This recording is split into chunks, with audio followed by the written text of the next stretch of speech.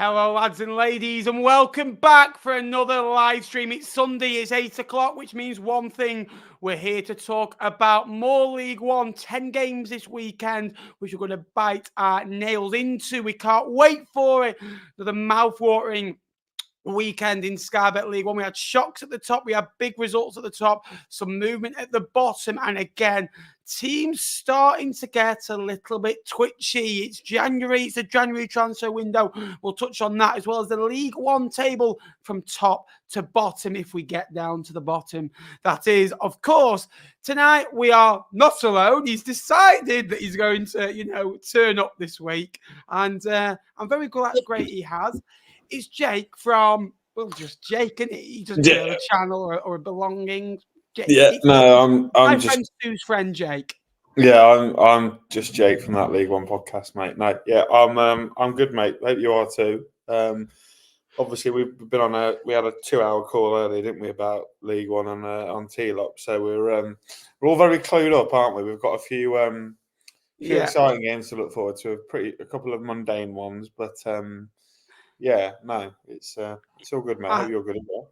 I think the first thing we need to touch on before we do get on with the show is the sad news that came out this morning or this afternoon. I think Ian, the Bolton Wanderers lifelong supporter, and it's not the first time we're in this, in League One and within the footballing world that a fan has, passed away at a football ground. It's so sad, it's devastating news, and it's not the news that we wanted to hear. And well done, to everyone associated with Bolton Wanderers that got that game paused and stopped. The referee took an age to delay it, and well done to, I think Josh Sheen was the one who caught the referee's attention, and they did everything they can, the emergency services, and unfortunately Ian passed away last night, this morning, and kind of our thoughts are with his family, his friends, and everyone associated with Bolton Wanderers, and hopefully for Ian's sake that Bolton Wanderers can go and get the job done, and it just puts into perspective that life is more than a game. And I can vouch for anyone that was in the ground yesterday. It's a horrible feeling to be stood around somewhere where somewhere someone's dying, and happened to us against Leyton Orient in October. It's horrible, and our prayers absolutely with Ian and his family and everyone associated with Bolton Wanderers, and likewise also with this all kicking off. Also good to remember Derek Reynolds as well, the Leyton Orient fan. It's very rare that it happens once in 5 years. To have it happen, twice in the space of sort of 5-6 months is quite concerning. But again, fair play to, like you mentioned, as you said it really well there, Josh Sheehan. I'm sure all the supporters that were around Ian at the time and getting the alert of the emergency services. And I think everyone at the Tough Sheet Stadium was absolutely fantastic yesterday in what they did for Ian. The people that we need to call out are the newspapers. Ben, I don't know if you've seen it. It's obviously it's that paper that no one likes to mention. Horrific headline. It's stupid, and coming from a journalist point of view, it just isn't what you want to see put in a paper, and you absolutely have to condemn that. And also, I think Sky Sports on their app put the game being abandoned due to crowd trouble, which again is just factually incorrect, isn't it? It's the supporters doing everything they can for that individual, and fair play Bolton fans, fair play for the Charlton fans that travelled as well and would have been united with what happened. But rest in peace, Ian. What it does show is the football community, not just Bolton fans coming together, but the football community coming together. And again, our thoughts with Ian and his family and Bolton Wanderers. Again, we will get on with the show. We'll come to your comments now. A lot of nice, words for Ian in the chat there, which is nice to see. Now then, lads, hope you're both well. And Jake's flat floor isn't collapsing after him. I went mental for a last-minute goal yesterday. The flat was shaking. So I'll give you context. I had Jack over to watch the Wycombe game because I didn't go. It's one of the only away games I've not been to this year. And we had Jack come around after he finished his shift at work. And we thought we were sat literally just over there. I can see it. And we were thinking, oh, God. And we've had our goal disallowed, which we're going to come on to later. Absolutely. We're going to come on to that later. And then Ethan O'Rourke sticks it in the back, mate, in the 99th minute. And honestly, I think Sophie was in the other room and said the flat literally shook as if we'd had an earthquake. So, yes, hello, Jack. Nice to see you. But what an experience that was. Dylan says hello and Sue's in the chat. So welcome to those that have come in. We will get on with it and we'll start off with Barnsley against Bristol Rovers. Hello, Bristol Rovers fans. The 8th defeat of the season away from home out of 14 games. Just the 14 points collected away from home in another disappointing display. But for Barnsley, it's a brilliant result. Unbeaten in 7 now at Oakwell. Winning 4, drawing 3, on course for 84.64 points on 86 last season to 21 points at home. Again, after a slow start at Oakwell, after defeats to Oxford, Peterborough, Blackpool, all in that run. They're slowly coming good. Only lost the 4 away games this season. Managed to beat Stevenage recently as well. Big result at home for them against the Bristol Rovers side with an ambitious aim to get into the top 6. I think it's a very ambitious aim. We all know about them. And a big result for Barnsley. Yeah, well, I can't imagine those 2 Bristol Rovers fans will be in the chat tonight, which is rather funny. The game's the game, Tom. You have to get over it, mate. I thought Barnsley were excellent. I think they cut Bristol Rovers open at times, and I've seen Charlie's match reaction to it. He thought the Bristol Rovers were the better team. I completely disagree. I don't think but Bristol Rovers really had much of a sniff. It was a good goal from Chris Martin, don't get me wrong, but this Barnsley team at Oakwell, they had a bit of an issue at the start of the season with the home form. Their away form was sublime, but they're just slowly but surely, Ben, turning that home form around. And if they get, the minute, I think you said earlier on T, they're projected to finish on 84. Yeah, they're on 84.64, but around up 85. So if you we like rounding up on this channel. Don't we? They're absolutely going to get in the top 6 if they can continue the points per game to now and the end of the season. And obviously, since they've also added to the group, haven't they? They've brought in a centre half from America, Dominic Pines, I want to say his name is. Not too sure. USA international by the looks of it, so he'll be a decent addition. But yeah, the only concern from Barnsley is if they lose McAtee. Obviously, there's interest in him from the Championship with Ipswich meant to be looking at him and Sunderland as well, which will be interesting to see if they can keep a hold of him. But Bristol Rovers, we said this earlier on T-Lock with Wardy and Tom, Ben, that they're not going to go up, they're not going to go down. They're one of those teams that are going to finish between 9th and 13th. Who said that, Jake? You said that, Ben. Good boy. Yeah, but I'm not disagreeing. You just copy everything I say. Yeah, and it makes me look good, mate. But no, I completely agree with you. They're not quite top 6 material this year. There's no saying that under Matty Taylor in the future they can't be. And you said the next 12 to 18 months. I think, maybe another 18, 24 months. But yeah, we'll have to wait and see. But good win for Barnsley. They needed that. Blackpool won for 2-0, 32 points at home. 52 goals scored, conceded 14 in that period. Another clean sheet. 11 for Dan Grimshaw's defence, and Blackpool as a unit, big one for them. Albie Morgan with an absolute thunderous effort that hit very powerfully into the back of the goal. With his foot was like a traction engine. Can't get my words out. Get a great goal. Clean sheet against a struggling Exeter side that have picked up at home of late. Still some woes away from home. Big result for Blackpool. They need more of those. Jordan Rose this week confirmed to be staying at the Seaside for another 6 months at least. He can't quite escape just yet. He missed a penalty yesterday, but still 15 for the season for the front man. Big result for them. And Coulson made his debut and was very good.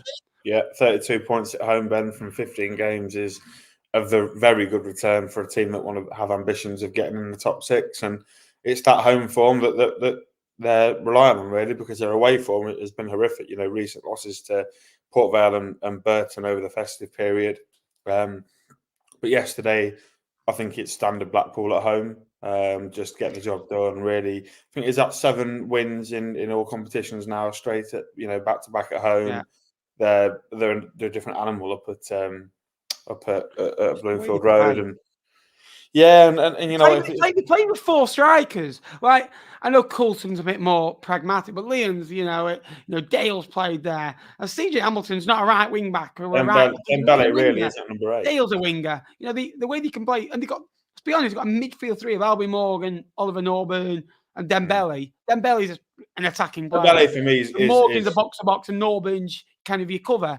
And no Kenny Dougal as well. Again, that's granted to say I think he's looks off. like he's on his way out though, doesn't he, Ben? Kenny Dougal.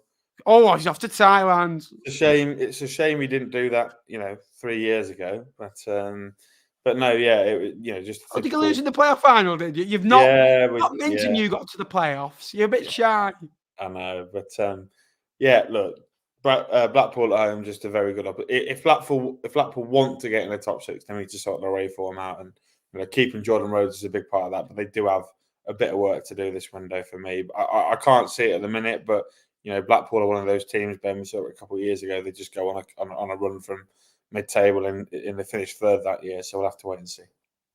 Absolutely. A lot of comments. Pompey annual bottle falling off Portsmouth. I tell you what, Tom's taking. I tell you what, Tom, you see in the comments, you're taking the stick off Jake. It's quite good for him. UOs. Mark Harris. I called out Mark Harris. What was it? 3 or 4 games. Scored in 19. So he hadn't scored in 19 games. Since then, he's played 3 games in all comps. Scored, I think 4, or got 3 and 3 in the league. Scored 2 yesterday. Yeah, absolutely. Next up, oh Christ, Cambridge fans tonight, Ben. Yes, absolutely. I tell you what, right? They're like antsies. They come out, I tell you what, right? I shit you not, right? In August, we played them, right? They beat us 2-0. Fair play, deserved to win. Great performance, brilliant fan base. 300 of them. Shoved in the corner, made a lot of noise. Can't fault them. Right, one of the best fans to come to Highbury this year. After the game, walking out, Matt fans went, "Hey, 6 points from 6 nappers, you smacking! Hey, I'm lucky, hey!" Right, bottom of the league, are we? You gonna? And because I predicted Cambridge to finish bottom of the league, obviously Fleetwood are now bottom. So yesterday, walking into the ground, going, "Oh, you predicted bottom, didn't you? Wrong, club, mate. Unlucky. Oh, mate, I tell you what, the amount of abuse I've had from Cambridge fans." Lads, well done. You deserve to win. Well done. We are bottom of the league. Just remember that. 3 wins from 3 for them this season. I've been to Cambridge 3 times in 9 months and we've lost them. Jesus Christ. Longest 9 months of my life. Believe me. We've got the manager sacked.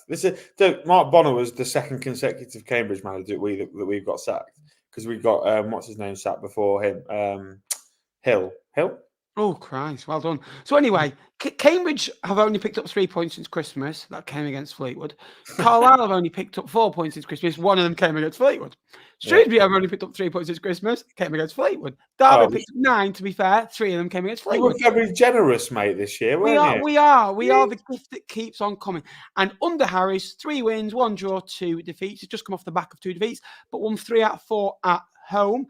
Kai 2-2 in all competitions for him.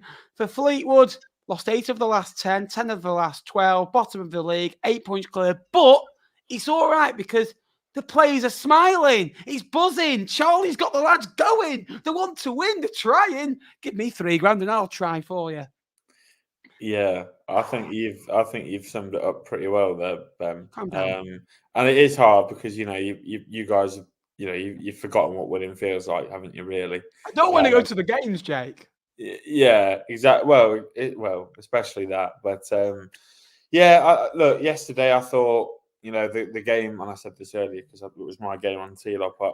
It hinged on a substitution. Lyle Taylor coming on and scoring 24 hours after signing is, from a Cambridge point of view, very good. You're looking at the first goal back. Can Fleetwood defend it better? Absolutely, they can. I think it's poor marking in the penalty area, but it is good movement from Lyle Taylor. It was easy for us, mate. We beat them 3-0. All right for you, isn't it? Yeah, it's all good for us, mate. But yeah, no, it was. And then you get yourselves back in the game. Really good reaction, I thought, from Fleetwood. It was a similar sort of reaction, Ben, to the reaction to going 2-0 down, I thought, against Derby on last week, where you actually started playing football. You got the ball down, and the goal courtesy comes because of promise on the cherry at that back post. And then you're thinking, right, Fleetwood, you want to stay up. You're 8 points adrift at the minute. Go and win the game. Go and win it. You just scored. You got momentum. It's on your side, and then I don't know what it is. I think there's an issue, mate. It clearly the players have got a lot of power at Fleetwood, but you really ought to be questioning that, because the players, they're able to get a manager sacked, but then when they've got a real opportunity to go and get 3 points, they don't. And I think you absolutely have to have a go at them for that, because if they've got so much power, then why do they not use that power and try and get a winner? And ultimately, the same old story for Fleetwood this year. You slowly retreat, and Sully Kite guy in the 91st minute. You must be getting fed up, mate. I know how I feel when Lincoln got beat 4 times in a row over Christmas. I was pretty depressed. And that's only. I'm not, mate. I'm on top at World. Can't beat it. Yeah, I know why though. It's not Fleetwood, so look, mate. It's another poor result. You've got a real easy game next week against Portsmouth. Give me codeine. And you know what? Sorry to spoil Tilo, but Tom has gone for a non-Pompey win this week, so. He's clearly there. I can't believe it. Bear in mind, so if you don't listen to Tilo, first of all, what are you doing? What are you doing? So we do a predictions thing, and this is Portsmouth's 27th or 28th game anyway. So Tom has predicted Portsmouth to win every week.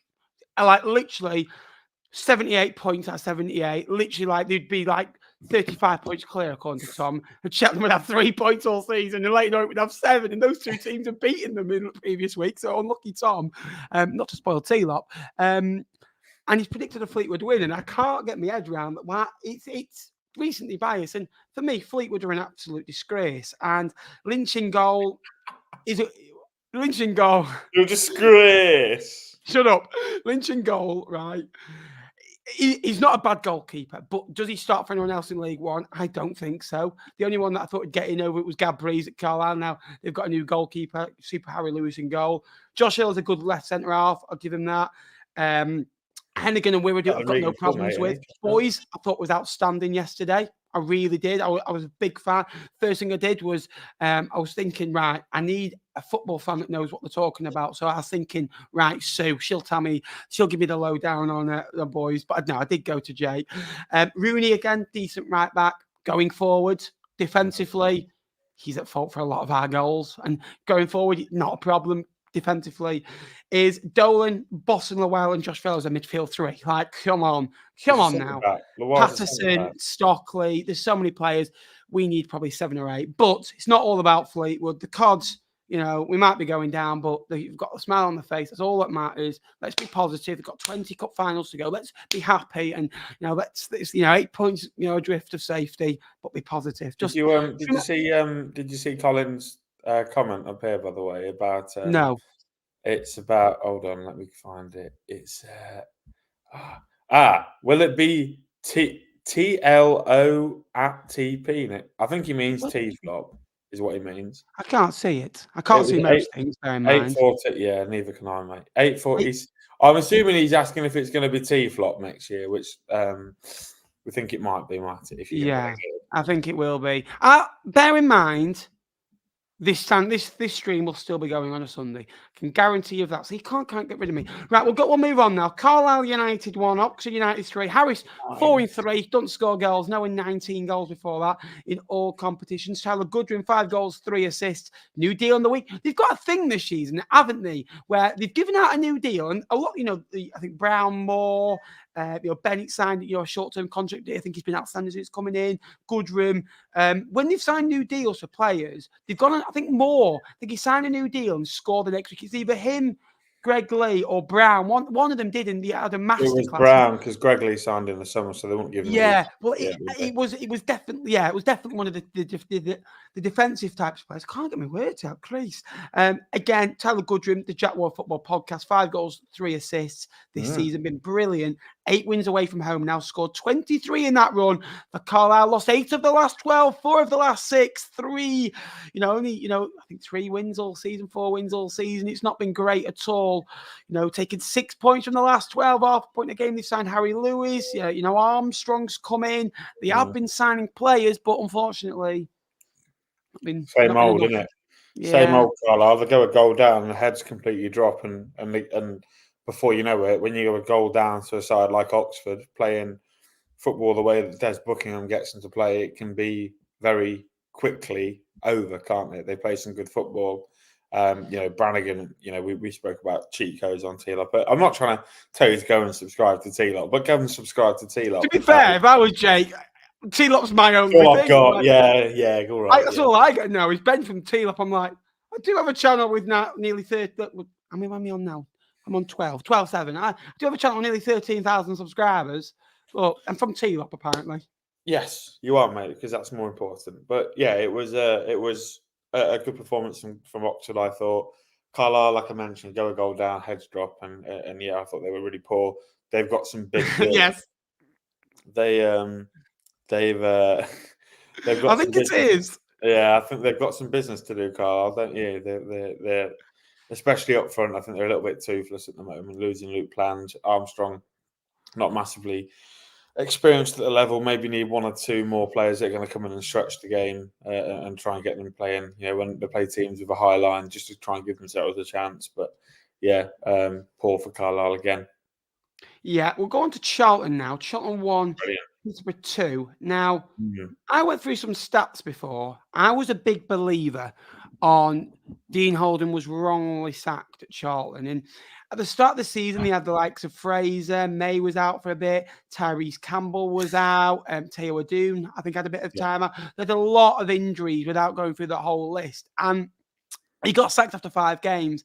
In that run, he played 5 games, won the opening day against Leyton Orient, where was it Dobson who scored, and you were going, he should have left it for Alfie. Yeah, Alfie May. But again, May's been all right since, hasn't he? I'm a big believer in, I think George Dobson is Charlton's most important player. I know Alfie May scores 15, 16 goals. I get that, and he was his first in 5 yesterday, and he's my favourite striker, and I think he's the best striker at this level. I'll admit that. But I think Dobson is so important for the way they play, the way he can run a midfield. Blackett-Taylor's outstanding. I think he's going to leave the football club. I like Adoon, I like Watson, the Campbells, the Kem Campbells, it's the Campbell family, doodaloo.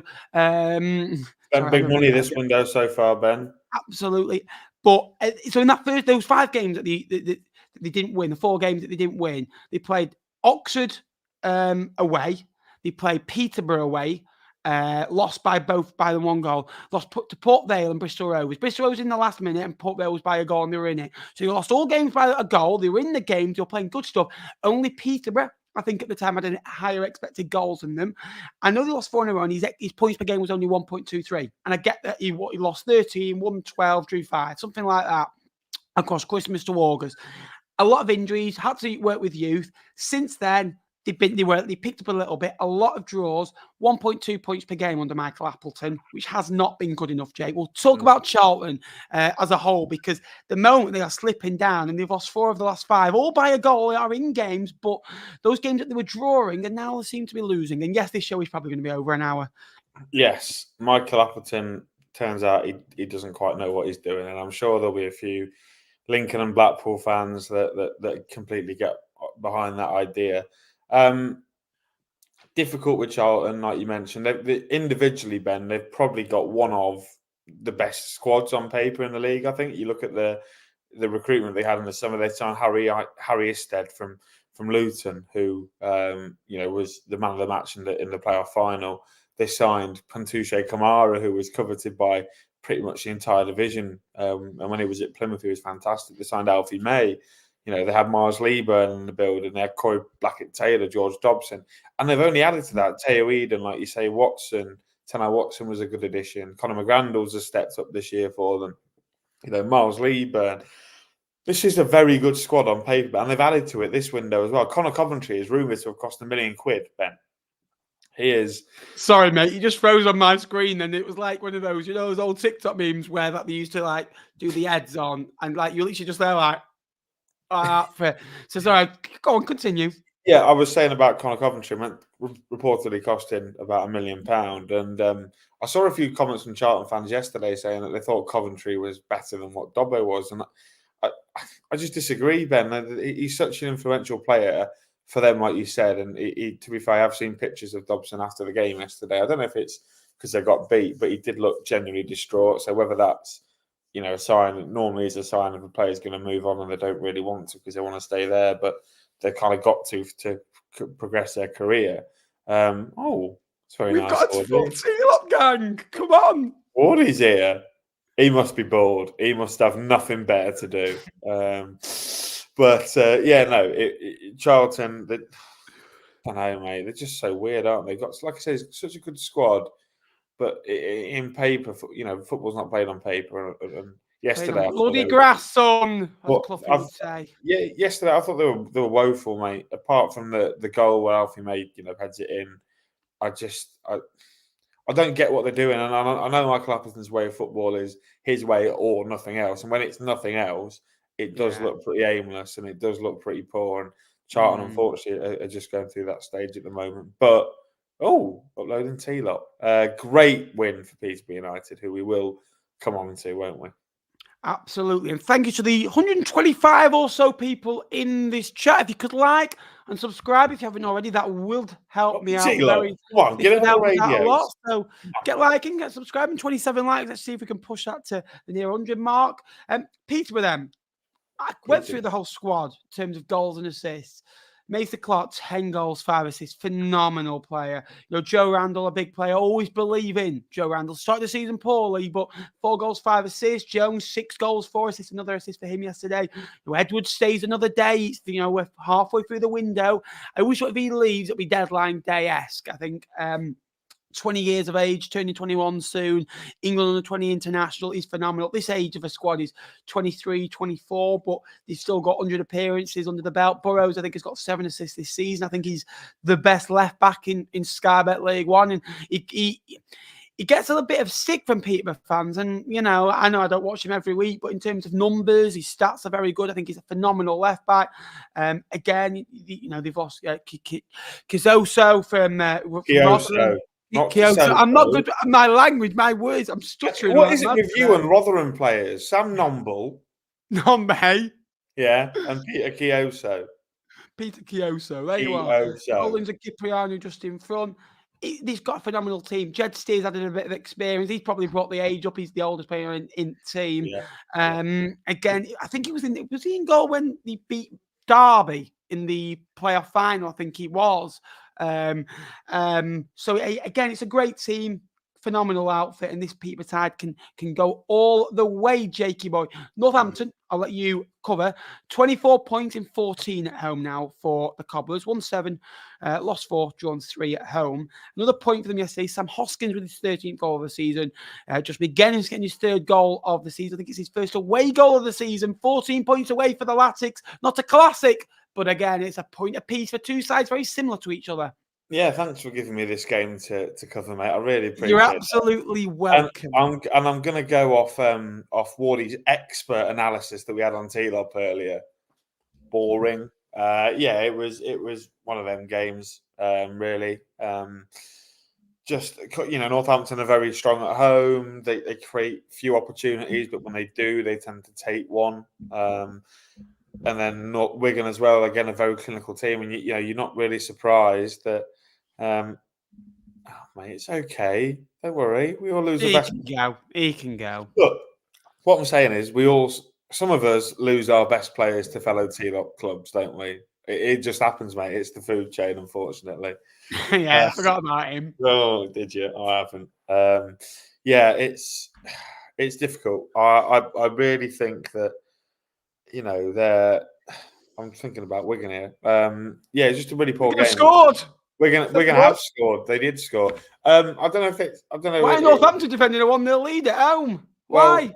What I did wonder was, obviously, they played United on Monday, didn't they? And they put a lot of effort into that game. And I just thought that you could sort of tell. Expected goals of about 5.5, didn't they?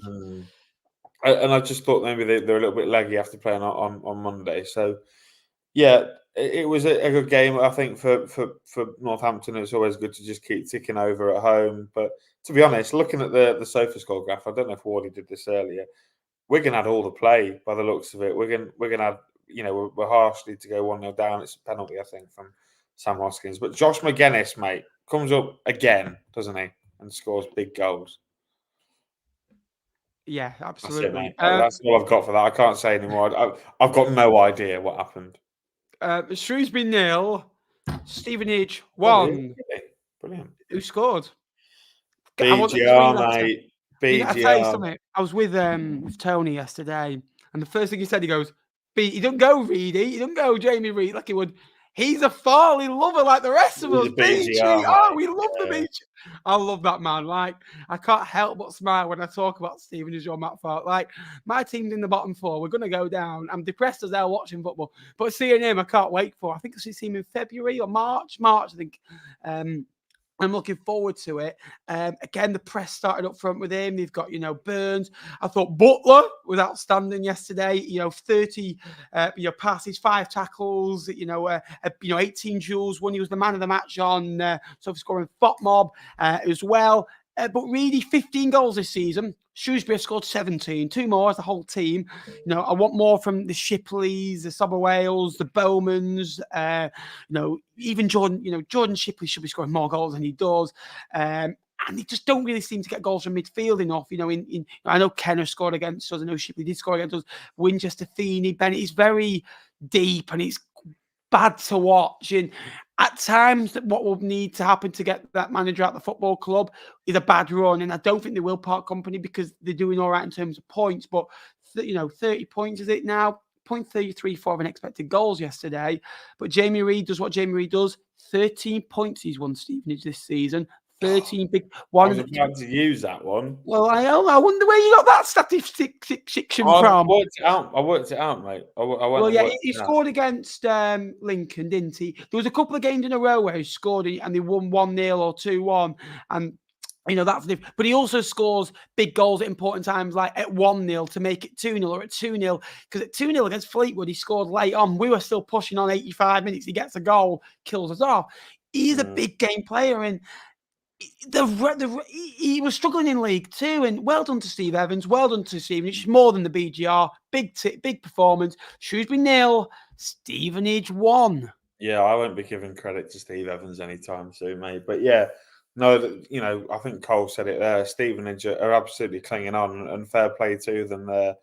They've got a brand of football. They know what they are. They're big, they're nasty, they're brutes, but they're very effective at what they do. And when you've got a player in form like Big Goal Reedy up front, you're giving yourself every chance to win a football match. And when you've got a consistent back four like they do with Piergiani, with Butler, with Van Kooten, and with Luther Wild in a right back, I think they're giving themselves every chance to get a clean sheet as well. So yeah, it didn't look like they were going to win yesterday, not going to lie. It was getting late and Stevenage hadn't scored, but they always pop up, mate. They always. And I'm sure Farley had a lovely time in Shropshire. Yes, I love that. Someone knows the meme. If you don't know, he's from a programme called On the Buses. I don't actually hate Dan Butt. I think he's a great left back. I just from a programme called On the Buses, showing me like I'm, 20s, and I look like I'm about 60 from these. We'll move on then. Is it Portsmouth next? I think we'll go. Well, we skipped Portsmouth by the way. Well, I thought we'd do anyway. On my cue cards, I've done it slightly wrong. My brain's. I don't know the alphabet. What is it? Yeah, exactly. It's not the only thing that I don't know when it comes to alphabets. I don't know numbers or anything. Portsmouth 0. Leyton Orient 3. Leyton Orient putting on a show. Big result for them. Since Christmas, Leyton Orient have picked up the most points in Sky Bet League 1, picking up 10, winning 3, drawing 1, keeping 4 clean sheets, have won 4 of the last 6 or 3 of the last 4. Ford getting his 6th goal of the season. Dan Hadji getting his 2nd goal of the season, scored 15 for Crew last season in Sky Bet League 2. Solomon Bring getting his 8th clean sheet of the season as well. Galbraith playing at right back as well, putting a shift in. And they like doing that. I think Jordan Graham, before I think he got an ACL injury, the game after Carlisle away, I watched them there and I thought they played 4-2-3-1, in possession 3-5-2 out of it. And the transition, they know the roles. And credit to Richie Wellens, good manager, won 5, drawn 5, lost 4 away, picking up 20 points in that run. There you are, quick maths. But for Portsmouth, big moments. Missed a couple at 0-0, missed a couple at 1-0, missed a penalty at 2-0, 3-0, unforgivable. 4 points, lost away at Cheltenham, lost at home to Leyton Orient, beat Stevenage, lost away at Bristol Rovers. It's been a Fleetwood. Yeah, 9 goals conceded in the last 6. And the last time they lost back-to-back, they went 27 unbeaten. if they can go 19 unbeaten, they should go up unless they draw too many. They need to win some. Just to clear that up, because I've said that before. Oh, if they're unbeaten, they'll win the league. Yeah, but you could draw 46 games. Yeah. Do you know what I've got a lot of time for, Nappers? Me. Well, partly. And the T-Lot boys, obviously. I've got a lot of time for Dan Adji doing the Benjani celebration in front of the Fratton end. I really enjoyed that. It was very good housery. It was very enjoyable. But yeah, look, another off day for Portsmouth at Fratton Park. Well, another off day for Portsmouth in the last month. It's 1 win in 7, like you say, Ben. It was, how do I say it? It was just really poor from start to finish for Portsmouth. They, once Leyton Orient got in front, it was pretty even for the first half an hour. Orient got themselves in front, shot forward, scored a couple of goals at this level now on loan from Watford. It's a really good finish, a really lovely ball in from ex-imp Max Sanders, and then I think Theo Archibald, another ex-Lincoln City boy, got an assist as well. Yeah, look, I think I said this earlier. It's no coincidence that Orient have seen a bit of an upturn in form since Dan Adji's come back into the team. He had an injury, signed him, and he got injured in pre-season. He's had a really tough ride of it, wanting to step up to League One because he had a really good year with Crewe last year. I think he scored 16 goals in League Two for a Crewe side that were very, very bang average. He came through Oxford. What he's seen him play, and he was pretty good for Oxford, but he's been phenomenal in the last sort of month. He got the winner against Charlton. He obviously scored yesterday. I think he set one up in another win over. He certainly set one up against Bolton when they got beat 3-2 as well. So look, he's a really live wire player. And you know what, Orient, fair play. They're doing a lot better than what Tom thought they would be doing. Yeah. There's a lot of people who think Fleetwood will win, and I've seen this story before. It's not going to happen. I can tell you that now. Wait till you see us. If we get beat 4-0, I will be finished. Finito, right? If we win 1-0, believe me, I might be hungover Sunday. Believe me, for a man that hardly drinks, well, that means you'll have two of the 4 T-loppers hungover. Yeah, exactly. I want me and Wardy together. I go full on Jack Wall football podcast. But what I was going to say, it's just come back in my mind that we play Blackpool, I think the 23rd of March, right? That game will more likely get rearranged and probably go to 4 or 5 games to go. The Blackpool could send Fleetwood down. I'm like, oh my Lord, that'd be the worst. Like when Burnley won the league at Blackburn last year. Oh, but yeah. Anyway, we'll go to, is it Wycombe? Wycombe won. Is that the last game? Yeah. We're there already. Yeah, we've done well. I've actually done well. We are going to come to Reading, don't worry. Wycombe won, Lincoln won. Don't. Positive signs for Wycombe, right? This is what I'll say. Yeah. Unbeaten in 4, collected 8 points. You hadn't won in 12, 13 before that. Vokes 2 goals, 1 assist in 2024. New year, same Vokesy. Mm-hmm. You're getting good performances from your Taffazolis. Taffazoli, come on. I'm struggling tonight. I'm struggling. Taffafoli. What's that? Lovely Italian pasta with a bit of herbs and cheese on it. Taffafoli. Yeah, to be fair, I love a good pasta. Grimmer, Potts, I'm a big fan of. McCleary, Sadler could have scored, cut in on right foot and just over the bar. Again, positive signs, much better.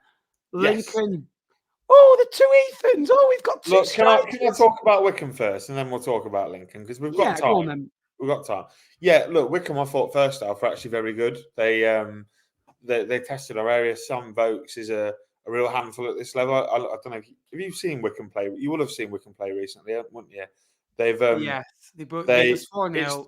It's the way that he jumps early and he wins headers because he like hangs in the air, a bit similar to what. And I'm not comparing him by any stretch, but it's similar to the way Cristiano Ronaldo would jump up in the air and hold himself up there and head the ball down. And he won so many flick-ons yesterday, and they played to his strengths. Cristiano Ronaldo in the same breath of sentence. Yeah, absolutely. Wow. But I thought they were good. Dale Taylor scored a really good goal. I'm thankful that it went in rather than Adam Jackson getting sent off. But yeah, they deserved the lead. To be fair, they were good in the first half. Got the ball out wide, created a few opportunities, and they did in the second half. To be honest, sort of 10 minutes, they probably should have scored. Sam Vokes put one over the bar. Luke Leahy, I like Fred. Freddie Potts, I thought was great. He's been fantastic for them. It's been a real loss for them when he's been injured. But yeah, I thought Wycombe were a good side. Actually, I thought they played really well. It's just a shame that well, it's not a shame for me, but it is for them. They sat back on a 1-0 lead at home and they didn't go and get the second one. Go and get the second one, the game's killed off. They didn't. They started kicking the ball away. They started making subs, bending the rules, similar to what we were seeing with Wycombe over the last couple of years. And ultimately, it was their own doing. But I thought they were good yesterday. I thought they were a lot better than they were when we beat them in August. So, yeah, fair play, Wycombe. But we're going to talk about Lincoln now, aren't we, Ben? My favourite lady, and more importantly, my favourite person, Sue, the two Ethans, yes. Yesterday, we've got Ethan in the middle. Taylor up front, Draper, obviously first time playing together, first time kind of playing for Lincoln properly. Draper, he scored double figures for Walsall. I scored him to score 2. He scored 10 for Walsall, yeah. Yeah, well, double figures. There you are. 10 is double figures, Jay. Well done. Yeah. Good boy. Next up, literature. Draper, again, was good for Walsall in bits. I saw him, he kind of scored 2 goals, but kept falling over his own feet a little bit at times. But again, it'd be an option for the Imps. Yeah. Taylor's come in, and Hamilton again in the middle, Erahan, Burrows, a bit like Fleetwood. We're starting to see the fruits of those players coming back, and you'll probably see it more in the next 3-4 weeks when you've got match fit, got games under the belts as well. Big point for you, big confidence. The away end must have gone absolutely, mental delirium after a tough tough period. Really, was it going to be 5 defeats on the bounce? All of a sudden, now you're thinking you don't think about the bad run, you just think about the point yesterday. Yeah, and to be honest, Ben, we were 1-0 down in the 96th minute. And we were thinking we've got Derby at home and Peterborough at home to come next. We were thinking, goodness me, how's Skabala going to go 7 defeats on a row? We were a little bit worried, but no, just on yesterday, we it was the first time all season that we've put 2 strikers on the same pitch at the same time, and you could tell you've got Freddie Draper, who's a big physical centre forward, and you've got Joe Taylor, who's a little shit, very proverbial, but he's. It was the first time they played together, and admittedly, it probably didn't work in the first half. We were too direct, and that sort of suited Wycombe's big centre forwards because Freddie's not going to play against 2 more physical centre halves than he did with, Tafazoli, and the other one was Joe Lowe, again a very physical defender. Second half, I thought. Wonder if he got too low after their goal. I hope he did. We talk about the second half. The game changed when Lincoln made 2 subs. It was Reed to the wind, came on, completely changed the game. Really good to see him back. Obviously, he's not played, Ben, since we beat you at Highbury. He came off that day, not played since, and he was brilliant. He beats the man, puts the ball in the box. And I think when those relationships form, and when Freddie Draper and Joe Taylor know that the ball's going to go into the box, then they're going to be in the positions to put them away. Teddy Bishop as well, a lot of credit for him. I thought he was excellent. Tom, I'm just about to do that. Give me a second. The referee robbed us. Do you know what? It wasn't even the referee. It was a linesman. Ben, you've seen it. Have you seen it? Have you seen it? Have you seen it? Go on, talk about it. Have you seen it? Yes, go on, talk about it. And what do you think? Goal. Go on. It's a goal. So we get a corner. It's flicked on by their defender. There's 3 Wycombe players on the line, right? 3 Wycombe players on the line, and he's called someone offside. The ball comes off a Wycombe defender and into the goal, and he calls offside. And we're all thinking, what on earth? But we're thinking that's it. How the linesman's come to that conclusion? The referee said it was a foul. It's not disallowed correctly at all. Dylan's absolutely winding me up. It should have stood. And that goal that we scored in the 97th minute, which ultimately I don't think any Wycombe or Lincoln fan who was at the ground or watching could say that we deserve, because we were fantastic in those last 20 minutes. And I'm really hoping, Ben, that 20-minute period is what Skabala wants to do going forward. Because if it is, we're going to cause a lot of teams a lot of problems towards the back end of the season. No, we're not going to get top 6. Give him 6 months. Bring in some new players. look forward to next season. We're not going to go down. We're not going to go up. But I thought we had a good performance yesterday, and it should be a win, but it's not. So a point on the road is not bad. I expected goal in 2.04 yesterday, which was really Tells good you to everything, see. doesn't it? Yeah, exactly. And you were the better side, especially when the subs came on, I thought as well. Right, we'll go on to Reading now. We'll talk about them for the next 5 minutes or so. Then we'll go into the League One table and we'll have a bit of a Q&A to round up. And we will get it under an hour. And we've done quite well, to be fair, because in the first 20 minutes was talk about waffle, basically. Reading then, yesterday, 16 minutes into the game against Port Vale, I think it was still 0-0. I kind of lost track of scores because Fleetwood got delayed by 15 minutes. And all of a sudden, 1,000 Reading fans or so, 1,500 Reading fans or so, rightfully invaded the pitch, to protest against the ownership of their football club. And I say there because, football is for the fans and fans are the people that make football so great. And unfortunately, it's come to this where they're going to have to run on pitches and destroy games.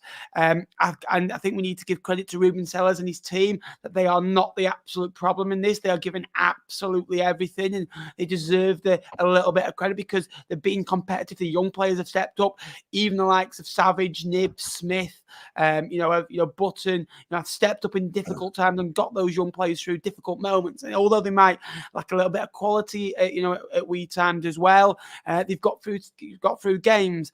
It's the ownership not paying staff, just about paying the wages now and again, so you avoid further sanctions, further fines. Thinking about yourself, not paying the people who run that football club or the heartbeat of that football club. And or the reason why that football club runs day to day, from the washing staff, the groundsman staff, the coaching staff to old Betty who does the teas. It's an absolute shame it's come to this, and well done for protesting. Well done to the 850 Port Vale fans also. Port Vale fans are absolutely magnificent, I think. They go under the radar a lot. And I said that about Cambridge. I said that about Exeter. I think they're an exceptional fan base and they get behind all the teams as well when they're going through crisis. And that's what they did yesterday. And unfortunately, the game had to be delayed, but it was the only option in this situation. So, Dayong out, he's got to leave their football club and hopefully they can find suitable owners. And I think it's 16 points deductions. He'd been relegated to League One, looking like a further relegation to League Two. 5 years in an embargo. It's an absolute disaster. And they were in the playoffs, 15 months ago under Paul and started very well. He got slaughtered. I thought he did an okay job in the circumstances. Ruben Sellers is doing an okay job in the circumstances as well. Absolute clown behaviour at Reading Football Club. And again, a brilliant football club that I do hope, I look. Some people will say, well, they're in a battle with you, let them get point deduction. No, I want Fleetwood Town to step. I want it to be on merit. I want it to do on fairness and not at the expense of good people going down for one man and one man's family. So Dayong out. All the best to Reading, and again, you've got this channel's full support. You've got the Cos Vlogs faithful behind you, Jakey. Yeah, no, I've got a couple of really close mates that are Reading fans who are quite big. Dino is a massive Reading fan, and I really feel for him at the moment. He's having to, organise protests and throwing balls on the pitch and pitch invading. It's a real sad state of affairs for what's going on at Reading, and nobody, all these opposition fans and Pompey fans were saying, "Pay up, Reading, pay up." That was you, Dylan, and I know Oxford fans and. There are a couple of fans that are saying, well, Reading deserve this. They absolutely don't deserve it. The people of Reading do not deserve their football club to be driven into the ground by a really greedy businessman who is doing no harm. I mean, I'm pretty sure Dayong is the man who had 2 football clubs previously to when he bought Reading. Both went under as well. I'm pretty sure that's right. He's got How's no his idea. fit and proper tech? Yeah, this is a question. And come on, man. There'll be fans of Bury, there'll be fans of Bolton, not just the likes of their emotions, and people rely on the football clubs. And it is a joke, to be honest, and it isn't right what's going on. So fair play to the Reading fans still on the pitch. I thought, like you said, Port Vale fans were excellent. They went into the game nappers. knowing that was going to happen probably, and they still put their hard cash towards it and travelled in the numbers. They were excellent in terms of voicing their opinion to the Reading fans on the pitch. There was a bit of not aggro, but there were definitely two sides of the story. I think in terms of Reading fans, were those on the pitch desperate to get De Jong out and to help the players and the support staff, and then there were those stood in the crowd booing. I think when a fan base gets so divided, you have more problems. And you've got one section that were like, "Oh, we just want to get the game played and we want to watch. Can we pay to watch a game of football?" But then you've got those that really want to try and enforce change. And I absolutely think that those that stood on the pitch yesterday were absolutely well within their right to do that. And they'll get sanctions, whether they get another points deduction, a massive fine, or whether they're forced to play their games behind closed doors between now and the end of the season. I've got no idea, but just a really sad state of affairs for Reading, and we really hope that they get better. Really hope they get better. If they've got to go down to come back up, so be it. I think a lot of Reading, if Reading fans would take going down and getting rid of De Jong any day over staying up in League One this year and keeping him as an owner. So, I mean, the problem is, Ben, when you've got a situation like this, there are going to be complications around players and stuff like that. Get the watching. Get the watching. Get the watching. There's going to be complications around players and stuff like that. There's already the Sharks are circling, aren't they, for Lewis Wing, for Sam Smith, for Nelson Abbey, who looks like he's already off, Tom Holmes, Harvey Knibb, Sam Smith, etc. And it's going to be a real shame for Reading fans. But yeah, just such a horrible situation, and we're desperate for De Jong to sell up. So sell before we die is what the Reading fans. I think Reading fans will be singing to Sam Smith, "Stay with me." Sorry. You will be nappers, won't you? Yeah, absolutely right. Sky Bet League One table. Get your questions in. We'll answer them in the next 5 minutes or so. Bottom four then. Reading and Cheltenham in that bottom four. Level on points. Reading would be averaging around about 46, 47 points, and that would be enough to stay in League One, but the 4-point deduction knocks them back down to around about 45. Cheltenham, although improvement, again, didn't play yesterday, still in that bottom four, but worked hard to get into a position where they can get out realistically. Carlisle and Fleetwood sucked in at the bottom. Exeter, Cambridge, although Cambridge got a good win yesterday, still only 4 points in front, but with a game in hand. Wigan Athletic just can't seem to get away, can they? Burton Albion, 28 points from 26, one of the fourth lowest goal scorers in the division. Wycombe and Shrewsbury sit just above, and Port Vale and Charlton sit nicely on 30 points alongside the Shrews, but playing one game less. Yes, it's getting tight down there, mate, isn't it? And you've got, I think you mentioned on Twitter when you did your little Q&A, you can see a case for 3 of the bottom 4 staying up, and the only unfortunate one that you didn't include, I would guess, was Fleetwood. I think the news surrounding Reading now will probably see that they join you in one of those teams that are pretty much resigned to going down. Carlisle, yeah, the investments are well and good, mate, but are they going to bring in the right players and enough experience to do it? At the minute, they're just really poor. When like I said earlier, when they concede the first goal, they just completely drop. Someone says that's the wrong table, Nappers. That looks like the wrong. Is it the wrong table? Yes, it is. Sorry. There you are, then. I'll sort it. But anyway, we'll keep talking. Cheltenham are one certainly that I can see walking away out of that bottom 4 at the moment. I think under Darryl Clark, they're a real handful. By all accounts, and there are a couple of Bolton fans that are in here. Cheltenham really put a good account of themselves up in the first 20 minutes yesterday. So I can see Exeter getting dragged into it. The managerial appointment, Ben, that we said at Burton is going to be so decisive as to whether they stay up or not. I was really enamoured by it. Patterson, never heard of him. Literally never heard of him. So it's a shame they could get themselves dragged into it. And yeah, it's one of them, mate, isn't it? It's just not very good. It's not very good, and unfortunately, I think you will be going to Bradford next year. But absolutely, so the table not changed that much. To be fair, just forget I said anything. Lincoln City into the top 12, Jake. Into the top. We've been there all season, mate. Well, you're into the top 12. We've been a top half all Oh, season. calm down, Jake. Right, Yeah. I know you're getting a bit fidgety because you haven't won for a while, right? You've not won for what? Best part of 7 wins matches. against Derby and Posh, mate. Don't you worry about it. Try 9 weeks and 7. Oh man, Bristol Rovers just in front, a point in front. Mind the gap, Jakey boy. Mind the gap. You've got 2 games in hand. I knew that was coming back. There you are. Leyton Orient putting on the show. 35 points now. 9 wins, 8 draws, 9 defeats. 28 goals scored, 31 against. Big season for them. Probably only need another 11 points, maybe to stay up, 12 points to stay up. They're going to get that from 20 games. Unless they do a Doncaster. Doncaster in the Championship about 12 years ago. I think from the last 14 games, they needed something like 13 points to stay up. From the next 13 games, they got 11 points. So they needed a point in the last day of the season. They went down, they lost the game 1-0 or 2-1, something like that. So unless they do that, Northampton have had an incredible season. And a lot gets mentioned that, but they're only 2 points in front of Leyton Orient. So both of them deserve humongous credit.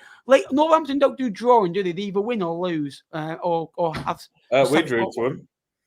Well, exactly. Well, 4 draws in a 26-game period. Blackpool 5-point difference between Northampton. Although Blackpool are 4 points off Barnsley playing 2 games more and are 4 points behind Stevenage playing a game more. So I do think there's a bit of a gap there. But I think Blackpool, if they went to go and get something like 37 points from their last 19, which you're asking a team to go and get 1.95 points per game across 19 games, it's going to be difficult because I still think away from home, they're not too great. The 15th best away record in the division. They've still got another 11 away to play. And I think they've only got 9 at home, something like that, 8 at home left to go as well. So that home form is vital for them. Barnsley are in the playoffs. Oxford and Derby on level points. Then Bolton 51, played 24. Peterborough 52, played 26, 2 points per game. But Portsmouth sit top of the tree, 1 point in front of Peterborough, having a game more. Or they played 3 more than Bolton, playing 2 more points. Where's your money lying for the top 6, Jakey boy, this week? Because it changes every week. No, I don't think it changes. I think the current top 6 are the best 6 teams in the league. I think we said we narrowed it down a couple of weeks ago where we thought the top 10 would be the top 10. I'm going to go out and I think the top 6 will finish in this order. We'll finish in, with these 6 teams in any order. If you're asking me who I think are going to get promoted automatically, Bolton are a shoe-in for me. I think they're excellent and they've got games in hand. And if they win them all, they can go to 60 points. They can go 7 points clear of Pompey, which is on the same games played. I know you've got games, you've got to win those games, but you'd back Bolton at the minute to go and win them. And my pick for second, mate, is Peterborough United. I think that the best thing they can do this window, whilst it is bringing maybe a striker to help with Clark Harris potentially leaving, although that's not happened yet. I think that if they can keep Poku, Mason Clark, and then any deal that Ronnie Edwards is a part of, try and get him back on loan for the second half of the season. I think that's going to be key if they can do that. But and then the playoffs, you're looking at Derby, Portsmouth, Oxford, and Barnsley. And if you're asking me one to get promoted from that lot, it's really difficult. I think you want to say Portsmouth, for Tom, but the injuries they've got, Regan Poole won't play in the playoffs. Alex Robertson won't be about for the playoffs. They've got some big recruitment to do this month, and it all hinges on this month for me, Ben. Personally, if you think this January transfer window, right? I'll ask you this because I do. Yeah, Portsmouth have been in this division now. This is the 7th year of being in there, right? This is their 81st month of being in Sky Bet League. 80th, 81st month of being in here, right?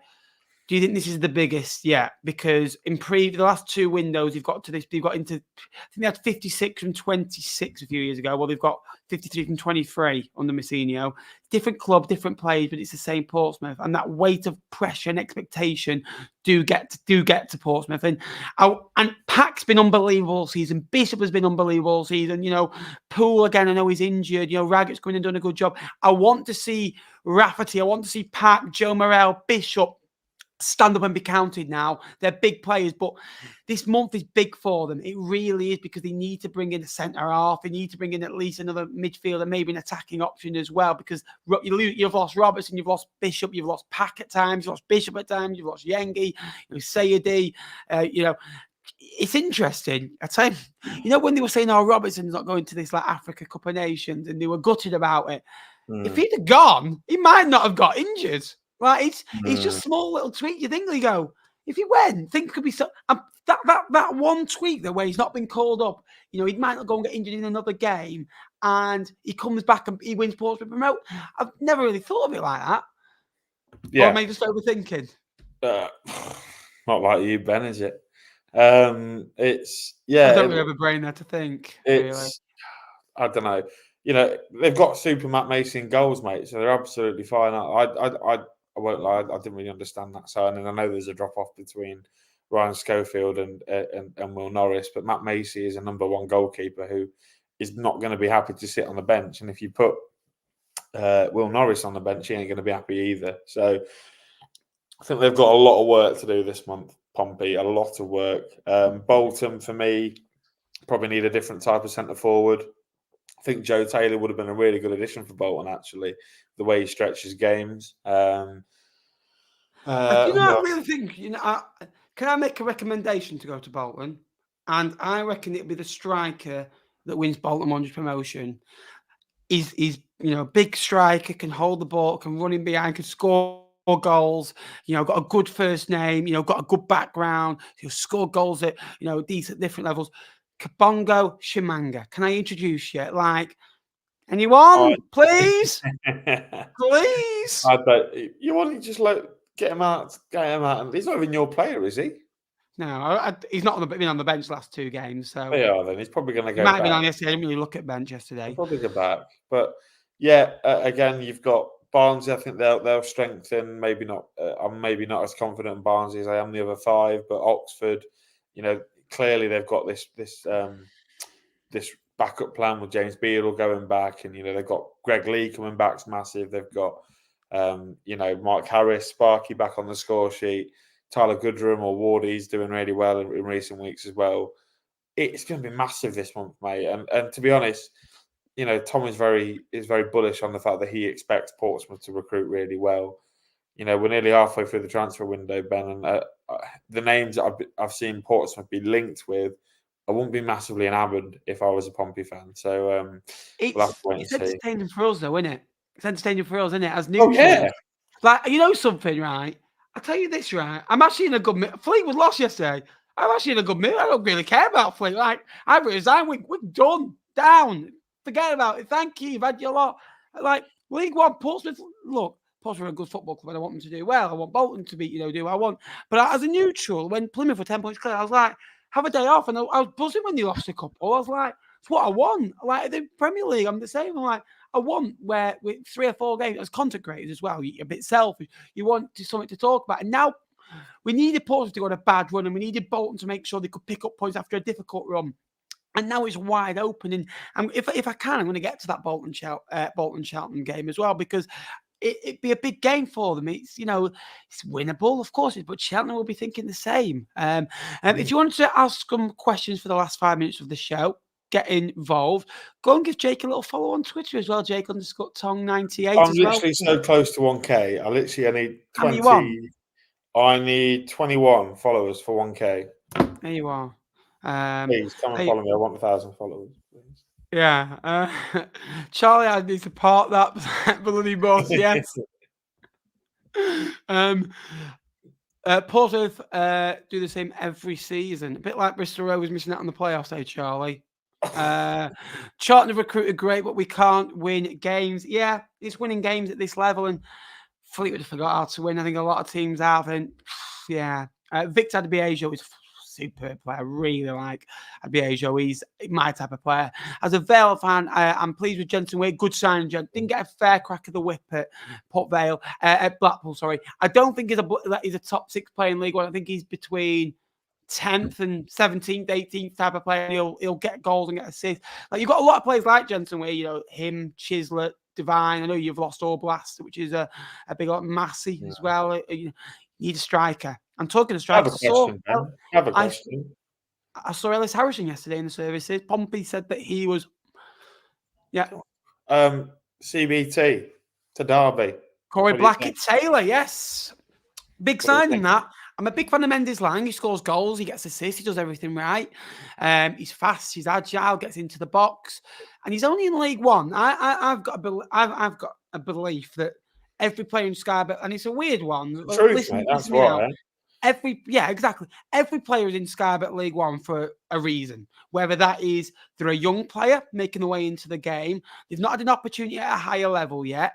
The right move hasn't come off. Location, they're not good enough.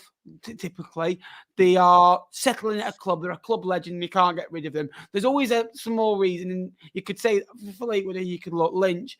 Nobody else would have him. Rooney is, a decent Cohen, Scott Brown. There's always a reason why players are at certain football clubs. And Mendes Lang issues off the pitch why is it Derby? But him, Collins and Blackett-Taylor up front, you've got a target man forward, 2 players that are going to whip balls in. Yeah. I honestly believe this could be the time that Derby get the top 2. And this is the first time I thought, when someone beat us, they're doing things that a second, not a title winners, second place sides do. I still stand on my heart.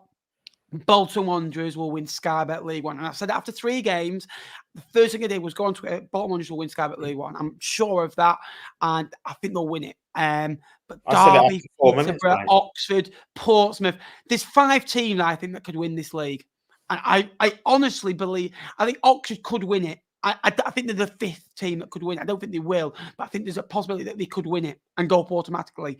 I think Peterborough could win the league. And our title was 6 weeks ago, about 8 games ago, Portsmouth were title contenders, and they were about 7 or 8 points off at the time. It's going to change again, isn't it? It really is. I think they need another midfielder, though, don't they? I think the closest someone, Matt Smith, centre midfielder. Who, Portsmouth? No, Derby. Oh, Matt Smith. Wendy Smith. When he said Matt Smith. Oh, no, Smith. No. It's Michael Smith. He's a Michael Smith. Forward. Oh, okay. I know there's a centre mid. I thought Matt Smith went, he's fucking like 38 and plays for Salford. Michael Smith, who's the big brute that got Rotherham promoted. I don't think Savage, realistically, I like him. I don't think he's good enough. I know that's that. He's a great player, but he's shone for Forest Green and Reading. To go to Derby is totally different. Derby really wants to be looking at somebody. I don't want to put his name in the shop window because I want to keep him as long as we can. They need to be looking at someone like an Ethan Errahan, someone on that sort of trajectory who's who's done really well at League One level. He's a powerhouse. Yeah, and will, I'm not trying to say Derby go and get Ethan Errahan because that's absolutely not what I'm saying, because I'd love to keep him and tie him up in my utility cupboard. But yeah, Lincoln recruit very well though. Like they do. Like you look at those teams that. If I was a top-end League One man, say if I had a club, right, and I built a club, right, League One, I've got 8 players on my books, right, and I need to build, I'd be looking at 4 or 5 from Lincoln. Honestly, Errahan, Hamilton, Moylan's going to be the next one, mate. There's a lot, and I'll give you credit for that. And you can spot a good player. I'll give you that. People that gas hated Chris Martin before they spell. He scored 8 now, has he? 8 or 9. Been a big goal scorer. There's a Posh v bottom last year of the season. Well, it was Posh. It was Barnsley Posh last time. Was it 3-1 Posh? And they won and went back there 3 months later and won again. I think was it 3-1 both times or 2-1? I know they won both. Nobody will buy Collins. Collins has been obviously not had the same season this year because he got 27, 28 goal contributions last season, but still got, I think, double figures goal contributions. If you had to predict 3 players to make big moves in League One, lastly, who are they going to be? I think that Ronnie Edwards will leave Peterborough, but maybe return. Yeah, let's keep Ronnie Edwards out. Clark Harris is one that I think was a definite. And let's keep Ronnie Edwards out of it because he's clearly, everyone knows he's going to move on, don't we? We know. Cashin's not going to go anywhere now. I don't think they're going to cash in.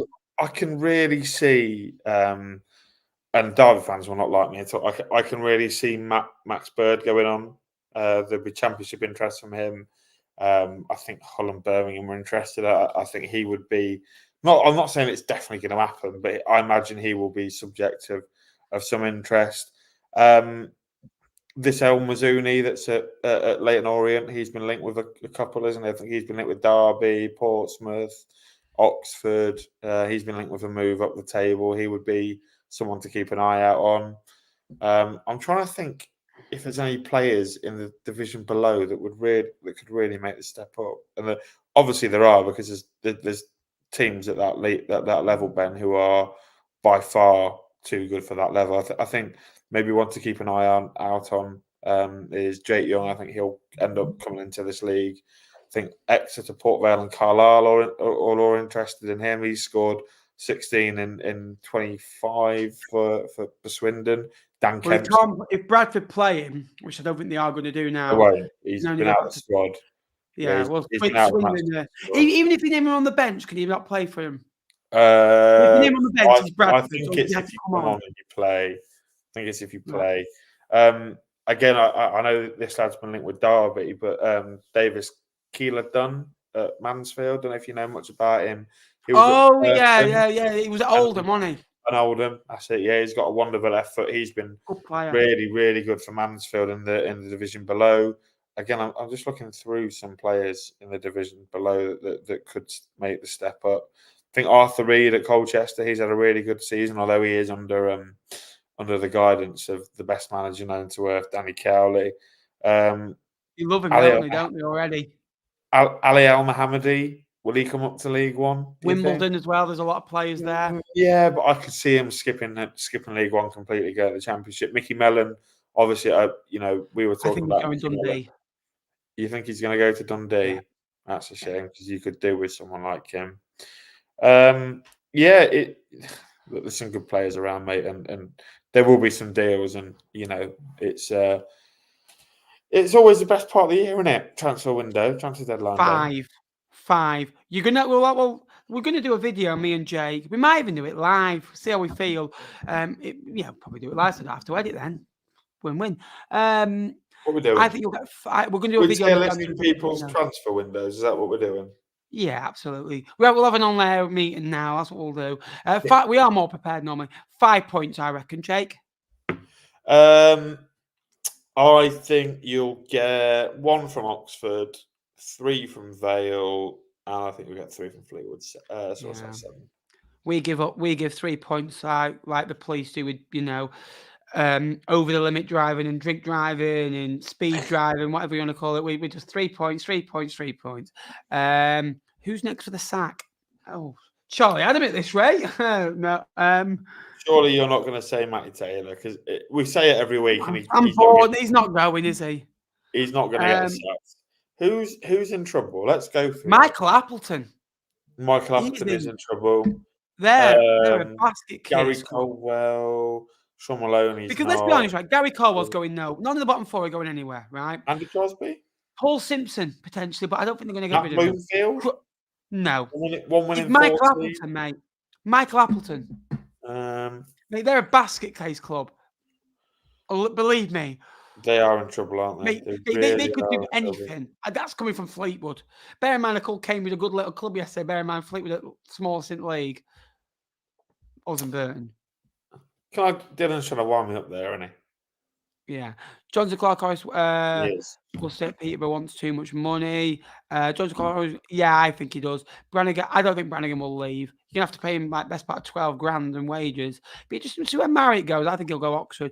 Andy Cook, he gets the ball. He scores a goal. Andy Cook. I think he's just such a typical League 2 striker, Andy Cook. Yeah. Brilliant to see Erahan score the equaliser for Lincoln yesterday. Great to see an excellent Milan player flourish in England. Thank you for the boy wonder. Colwell, Pompey boss. The Cod's going down. Gresham again enjoyed it. Good luck for the Forest at Gloomfield Road on Wednesday. Hoping for a big win for the Imps at the Sheep versus the Sheep next weekend. We are going to end it here. Thank you, Tony. Thank you to everyone that's watched this 75-minute bumper Scarlet League One episode. Jake, any final words, bud, colleague? Yeah, look, mate, it's been great, hasn't it? I've really enjoyed it. We had a few Cambridge fans in at the start, but they seem to have cleared off by now. But no, it's been good. Obviously, it's You've been here from the start. Give us a thumbs up and let us know. Yeah, it's good, mate. I enjoy getting on and talking about these, talking to these lot about League One, talking to yourself, the great expert. But is that when you turn up? Eh? Is that when you turn up, bud? Yeah, when I decide I want to be here. But yeah, no, it's good. I really enjoy talking to you, mate, and no doubt we'll have an off-air meeting shortly. Absolutely. Thank you so much, guys, for watching. Please like, subscribe on your way out. And we've got 62 likes. If you could like, subscribe. We're closing now to 12,800. So again, thanks for the growth in recent weeks as well. We are back on the grind now again. 50 days of COD vlogs, definitely not happening, but we might upload in the week as well for a little treat for you. Thank you so much for watching. Until next time, I'll see you later. Drive safe. Up the Kios, up the Scarlet League One. Come on. Up the imps. Yeah, man.